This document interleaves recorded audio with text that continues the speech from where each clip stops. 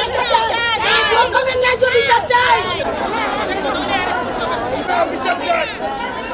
আমরা এখানে আসার মূল কারণ হলো আমরা সুষ্ঠু বিচার চাই। আমাদের সাদাত ভাইয়ের কাছে আসছি, এই চট্টগ্রামের যে মা বাপ ওনার কাছে আমরা সুষ্ঠু বিচার চাই। সাথে সাথে আমাদের দাবি এই এসকে খোদা তোতন একবার বহিষ্কার হয়েছে, নেক্সট টাইমে আবার বহিষ্কার হোক। আমরা এটাই চাই। ও যদি বহিষ্কার হয় এই দল থেকে, তাহলে আমরা সাধারণ জনগণ আমরা সুন্দর সুস্থভাবে জীবনযাপন করতে পারবো।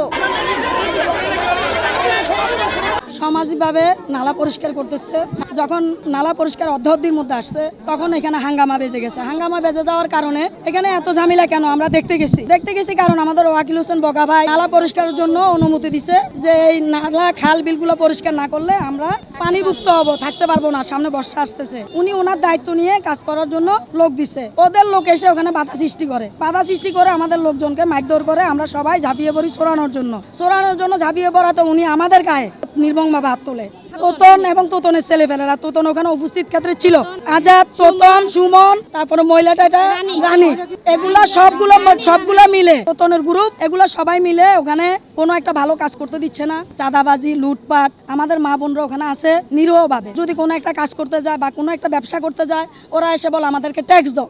এখন বগাভাই তো এগুলা ট্যাক্স জীবনে কখনো খুঁজে নাই, ট্যাক্স চাঁদাবাজি এগুলো খুঁজে নাই। উনি চাইতেছে আমার নিরীহ এলাকার মানুষ সুন্দরভাবে থাকবে, সুস্থভাবে থাকবে, যদি আপদ বিপদ হয় আমি ঝাঁপিয়ে পড়বো। উনি নিজের জীবন বিপন্ন রেখে আমাদের জন্য ঝাঁপিয়ে পড়ে, মা বোনদের জন্য ঝাঁপিয়ে পড়ে। ওনার দোষ একটাই, গরিবের বন্ধু, জনগণের বন্ধু, গরিবের মা বাপ। বগা ওয়াকিল হোসেন বগা গরিবের মা বাপ। আমরা আসছি এখানে সুস্থ বিচার চাওয়ার জন্য।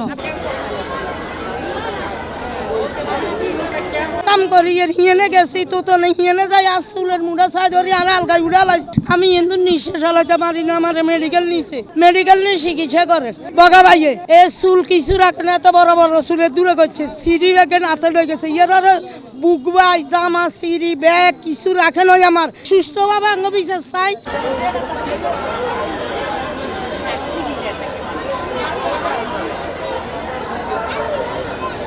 সামান্য একটা ছোট্ট বিষয় নিয়ে ওয়াকিল হোসেন বগার উদ্যোগে সমাজ কল্যাণের প্রতিনিধিরা, সমাজ কল্যাণের মানুষরা সবাই নালা পরিষ্কার করে ময়লাগুলি উঠিয়ে নিয়ে ফেলে দিবে। ওইখানে ওনার লোকজনে অতগ্রভাবে আমাদের মা বন্ধুর উপরে হামলা করেছে। ওনার কথা হচ্ছে যে এখানে এলাকা কোনো পরিষ্কার পরিচ্ছন্ন থাকতে পারবে না, কেন ওনার চিন্তা ভাবনা চেতনা মানসিকতা খুবই দুর্গন্ধ। সেই কারণে উনি এলাকা কিছুটাই সুন্দর করার জন্য চিন্তা ভাবনা করে না। যখন ওয়াকিল হোসেন বগার পুরো 13 নম্বর ওয়ার্ডের কমিটিগুলি করে প্রতিটি এলাকা পরিষ্কার পরিচ্ছন্ন রাখে, এমনকি প্রতিটি মানুষের খোঁজখবর রাখে, ওই সময় নালা পরিষ্কার করার পরেই ওনারা যখন ময়লাগুলি ফেলতে যাবে, বাইরে নিয়ে যাবে, ওনার লোকজন এসে আমাদের মা বন্ধুর উপর হামলা করেছে। কেন করেছে কিছু বুঝলাম না। এটা আমরা প্রশাসনের কাছে দাবি জানাই, মেয়রের কাছে দাবি জানাই, সুস্থ তদন্ত করে ওনাদের বিচার হোক।